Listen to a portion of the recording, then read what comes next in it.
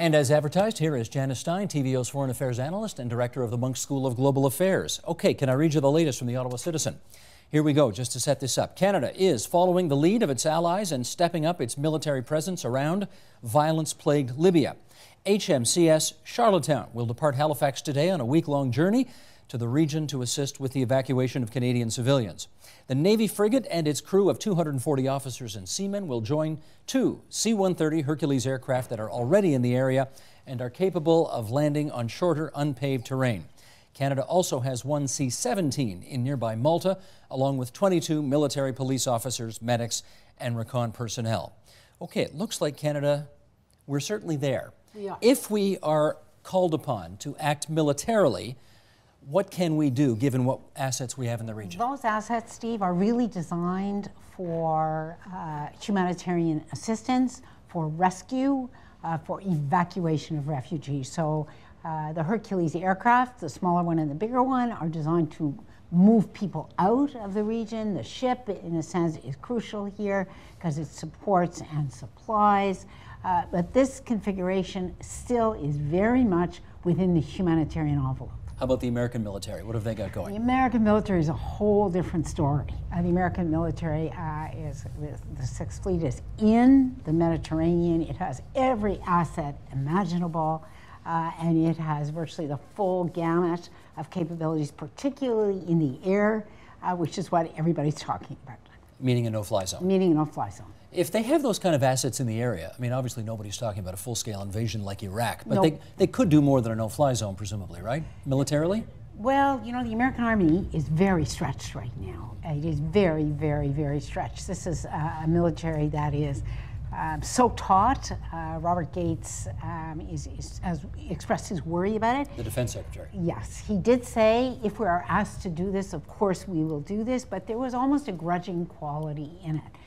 It is far easier for the United States to lead, but I would expect others to be part of this in the creation of a no-fly zone if that's where people decide they're going to go. I'm skeptical. Okay, let's read you something now that CNN's been reporting all day, which is, after days of unrest in Libya, U.S. officials say a no-fly zone is an option for pushing Muammar Gadhafi from power and preventing bloodshed in toppling the regime.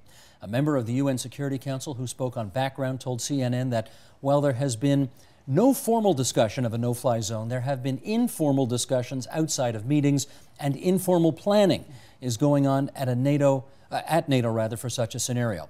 The diplomat said that if the Security Council discovers evidence that Gadhafi is using his air forces to kill or bomb civilians, fly in the mercenaries, or impede humanitarian assistance, it would be prepared to consider a no-fly zone.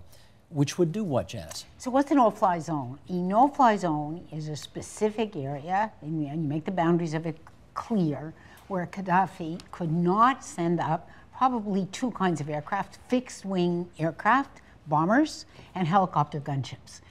Fundamentally, these are the two kinds of aircraft that strafe and bomb civilian populations. We remember back almost to the beginning of this, he did use a helicopter gunship for one day. So this is really designed to prevent him from killing his own citizens in any attempt, one, to protect Tripoli, his core base, and two, to take back the east, which he's lost to the opposition forces. Let me just make sure I understand what this means. This means Libya is no longer in sovereign control of its airspace, That's right? So how do you get there, Mm-hmm. right? Well, first of all, there's a doctrine called responsibility to protect, which we led in creating, which was passed by the UN General Assembly 2005, which says when you start killing your own civilians in large numbers, the international sovereignty goes by the board, as you just put it. The international community should intervene to prevent large-scale killing. So that's the kind of overarching framework. Not good enough. You need something else. You need a UN Security Council resolution. Russia and China, so far, despite all the informal talks, have not, in fact, signaled that they are ready to authorize a no-fly zone. They're worried about the precedent this might set? They certainly are worried about the precedent. The Chinese are historically the most reluctant. Three, I can't imagine the United States would do this alone, so the NATO Council would have to come along here. And fundamentally, here's the bad news. The good news is Gadhafi doesn't send his aircraft up once that's in place, because his old, rusting Air Force. The bad news is, should he nevertheless do it, because he's desperate, you have once again Western air forces attack, shooting a Libyan airplane out of the sky.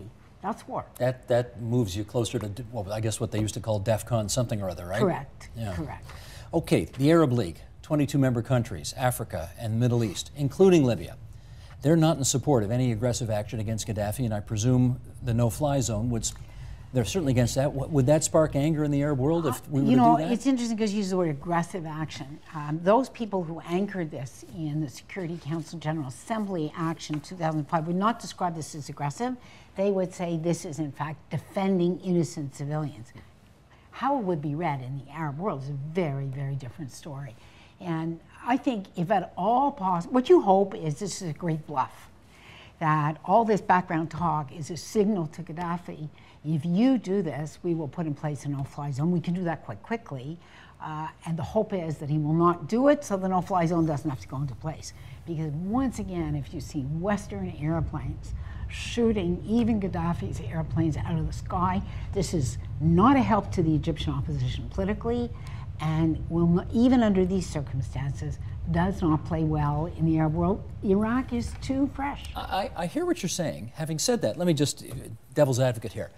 You know, this is today, this is not a month ago. Yeah. A month later, when we've seen hundreds of thousands, if not millions of people come into the streets for democracy and say we're not going to accept tyrants anymore, you know, one has to wonder whether or not all that anticipated anger in the Arab street would in fact be there, or maybe people would be very happy to see Gadhafi go. Well, again, who, right? Who in because the Middle East, we've seen two governments go so far, that's all, firstly. So far. Yeah.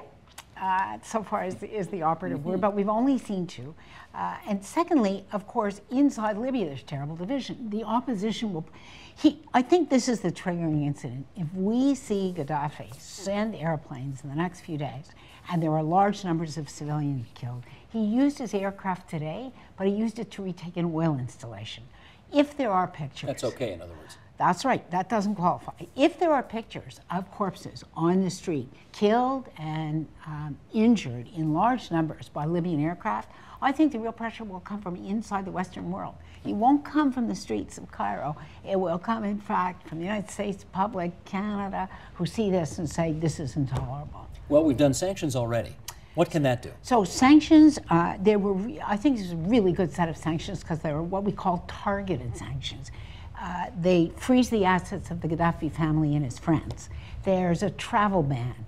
There is a threat, in fact, that he will be indicted as a war criminal before the International Criminal Court. So these are all, in a sense, future-oriented actions saying to him, don't do anything else, or to the next guy, don't go there. It will not help the civilians on the ground right now. That's the dilemma. Anything short of force will not help the civilians on the ground right now. Using force is a problem for the West and the Middle East. Sanctions, you know, allow leaders to, and I don't mean this to sound like I'm minimizing it, but it does allow leaders to sort of beat their chest and say, look how tough we are, look what we're doing. Yeah. But from the sounds of what you're saying, it's not going to have any influence on him, will it? It's not going to have any immediate impact on the decisions he makes. It's not going to prevent civilian deaths. It may, in fact, though, Steve, the next government that comes under pressure may think twice, right? Because there are better ways to leave than being charged as a war criminal and having all your assets frozen. I think that's the point of these sanctions, but it will not help Libyans, and that's the dilemma that the West faces now. If the West really wanted to make a, you know, strike a blow against Gadhafi, why don't they just say, we're not buying your oil anymore? That's probably what's next, I think. The reason not to do that, one, to be quite candid here, you're going to destabilize oil markets. Two, you're going to punish some of the innocent Libyan civilians who are going to suffer as a result of that. Strikes me, though, in this case, that short-term pain is worth the gain to cut off the revenues that Gadhafi is using to pay these mercenary forces that he's bringing in. Based on your knowledge of the area, can you imagine anything short of military intervention before Gadhafi decides it's time to wrap this up? Yes. It is entirely possible if there are enough defections. This is all about who defects among the tribal leaders. There are 4 or 5 big tribes. 2 of the big ones have defected. Gadhafi's tribe itself will not defect, but how many pilots are left in this really small outdated, ineffective Libyan Air Force. How many more have to defect before the power of the Air Force goes anyway? This is all about defections, and it's all about saying to these people, and that's what we're doing. We're in a game, and it's a diplomatic game. It's don't stick with this guy, because if you stick with this guy, your assets are going to be frozen. You're going to be charged. You have no future. Defect now. But every time he's on television, he looks and sounds more insane. Yeah. He does not look like the kind of guy who, short of military intervention, is going to step down peacefully. Don't you think? Again, you don't know, of course, you don't know, but I think there's a cold, hard reality. If he loses, frankly, all his aircraft, right, and 90% of the military defect, and mercenaries are not known for their loyalty when the going gets tough, right? So if this kind of strategy, and that's what I think it is really not a message to Gadhafi at all, but it's a message to the people around him. Guys, this game is over. Jump ship now while you still have a future. That's the game we're in this week. Speaking of the game being over, this interview is now over. Janice, as always, thanks for helping us out on this. You're so welcome.